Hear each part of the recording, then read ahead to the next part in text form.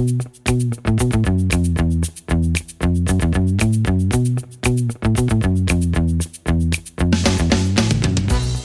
家好，歡迎嚟到撒卡樂。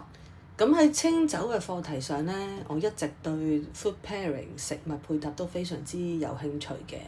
咁有一次喺大阪梅田嘅紀伊國書屋打書釘呢，就發現咗呢一本呢由千葉麻里繪同埋宇都宮人撰寫嘅著作，佢就係叫最先端咯日本酒 pairing。咁其實咧，佢就呢本書係由基本嘅 pairing 理論開始嘅。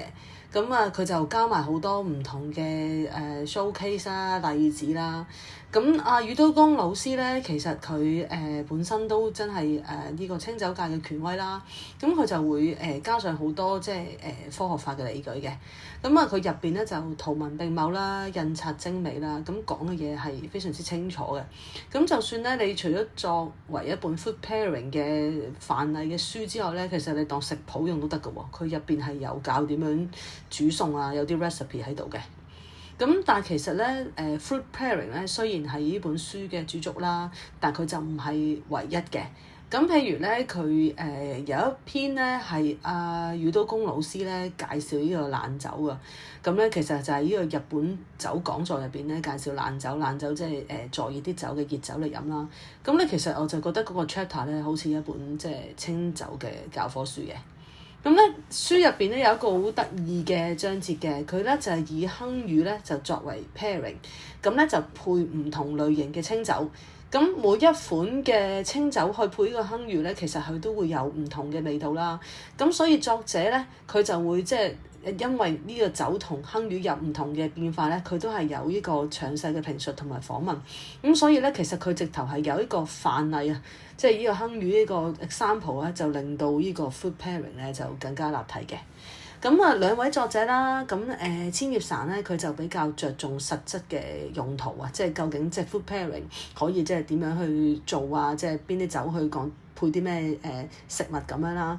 咁同埋咧，其實佢書中入邊咧都有分享佢點樣經營咧 Jam by Motto 呢一個理念嘅。咁而宇都宮老師咧就用另一個角度出發啦，佢咧就係理論為主嘅，咁同埋理論上面咧，佢加咗好多科學嘅根據。咁其實兩位咧喺佢嘅領域入邊都係專家啦，咁所以咧書本嘅閱讀性咧係非常之高嘅。咁我就非常幸運咧，係有機會跟呢兩位作者咧，千葉麻里繪散同埋宇都宮老師咧，親身見過面嘅。咁喺東京嘅時候咧，就係喺東京 Eureka 咧就遇上千葉散啦。咁其實入去 Eureka 個bar咧，我就覺得最難忘咧就係嗰個mood pairing 啊。咁 mood pairing 咧，即係話佢就望到我樣咧，跟住佢就揀一個係覺得同我性格好啱嘅清酒啦。咁佢就揀咗一支咧，即係粉紅色嘅清酒俾我啦。咁我就呆咗一呆。咦！我直接問佢：咦，你點解覺得我係粉紅色嘅？因為即係我個樣望埋佢都唔似係一個浪漫嘅人啦。咁後尾佢解釋，因為佢覺得見到我咧係一個覺得我自己嘅人好開心，咁所以佢覺得咧粉紅色係一隻開心嘅顏色嚟嘅。咁但係因為即係喺Eureka 嗰陣時咧，因為我去緊旅行啦，咁我又冇帶本書喺身，咁所以就只係即係同佢喺嗰度即係打個招呼傾過兩句偈咁樣。咁就喺舊年嘅8月啦，2024年8月嘅時候咧，咁宇都宮老師咧就即係成為我哋Oriental Sake Awards 亞洲清酒大賞嘅其中嘅 co-chair 啦。